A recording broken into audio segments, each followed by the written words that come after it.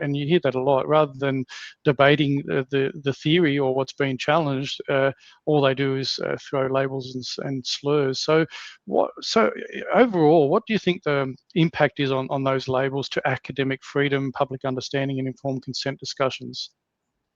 It has nullified the purpose of going to university. I was the only person, I got the PhD, and I was the only person that had no authority to discuss anything in the debate. Whereas I'd gone to university purposely to be able to debate the topic at a high level, and the opposite happened.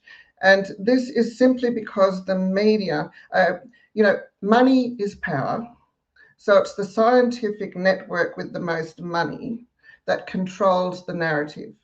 And so they've controlled the media through sponsorship. And that means that all they have to do is to confuse the public. That the purpose is to confuse the public, because they've told the public you must only get this information from a medical doctor. Well, who educates the medical doctors? The pharmaceutical companies. So, all the media is there to do is to tell you what to think. They're always telling you what to think about things. And with you'll note that not a single person or scientist can actually provide you with evidence to say that the benefit outweighs the risk. And just to be quite clear, the risk of these diseases declined by 1950 in developed countries. So all the infant mortality was at an extremely low point, and majority of these have never been developed, and they weren't being used in mass programs. And I will point out that the person who made that comment and became Australian of the Year was Professor Fiona Stanley, who became Australian of the Year in 2003, but then she also became the director of the Telethon Institute in Western Australia. And of course, industry money is directing the research that goes on in all institutions now. It's industry money and technology that is the focus. And so people sell their souls when they go into these institutions, and the chairs of departments at university now get equity in the research that they're carrying out. And there's no tenure for academics, so they can't speak out with academic freedom because you end up being removed from your position. And that's been happening long before COVID in 2020, when it was observed by most people that when they stood up for informed consent to medication, this without coercion, manipulation, or pressure, which has been a medical ethic that doctors have had to abide by for decades through the World Medical Association, all went by the board in 2020. Simply because these industry lobby groups and the money, the conflicts of interest in all of our boards, they're supporting industry interests now. And in a sense, many of the boards are just fronts for the the medical industry. Getting back to the labels and talking about media platforms and fact-checking organisations, and you mentioned the Australian Skeptics. I think even the Conversation's another platform. I mean, you've got all these media platforms plus politicians all sort of singing off the same hymn book about diminishing people that are challenging the narrative. So how difficult, how dangerous is that to the general population then in general, to be able to get the accurate information about them making a totally informed decision about the products that they take? It's quite huge, isn't it? It's almost impossible. And what people do, and I've put this in chapter 4 of my thesis, people actually use heuristics to make their decisions on these major issues. And that's why it works for the medical industry. Because people can't, many people don't have the desire or even ability to go through all the scientific literature and do a PhD. I mean, it took me 10 years, didn't it, to really thoroughly part-time and full-time get to the picture. So when they're told to only get their information from a medical doctor, and then the medical doctors are all educated from the same song sheet, the pharmaceutical companies, and they're told that they know that they lose their jobs if they speak against what they're being educated with. And they're even told in their guidelines that if they're promoting something outside of the guidelines, they must say that it's not supported by the medical board. So that takes away credibility of some other alternative perspective. So we are captured in this loop where groupthink is possible. And that's what's happened. And it's even more insidious than that, Mark, because in 2010, it was 2009, 8 and 9, I was able to get my abstracts into some of the conferences here in Australia. And then when I attempted to get my abstracts into the Australian Immunisation Conference in 2010, my 5 abstracts were just rejected without a reason. Academic research rejected without a reason, not one. And so then you think about all the attendees of that conference. They're all getting the same perspective. They've got no knowledge that other perspectives have been selected out.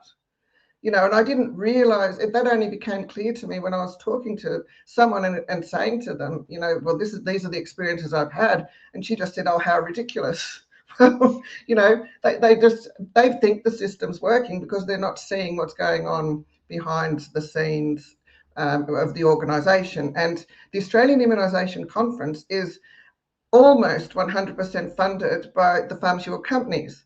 But you see, it's put on by a front industry, the front organisation called the Public Health Association of Australia, which has this objective, independent atmosphere, like universities were meant to have as well.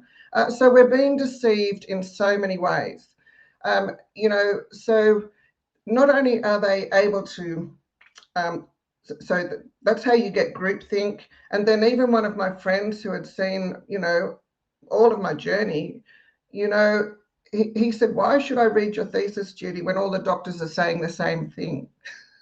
You see, they haven't got time. People haven't got time to read this information in depth to get the full picture. So they'll just refer to the doctor. That's the heuristic rule of thumb. Go to the medical doctors. And of course, this is a public health issue.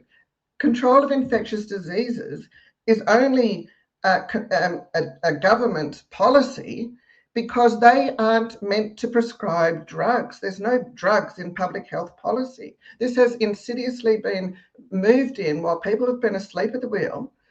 And government has the control of infectious diseases because these diseases have traditionally been controlled by improvements in lifestyle, environment, with your sanitation, hygiene, smaller family sizes, and all of these things that the government had control over.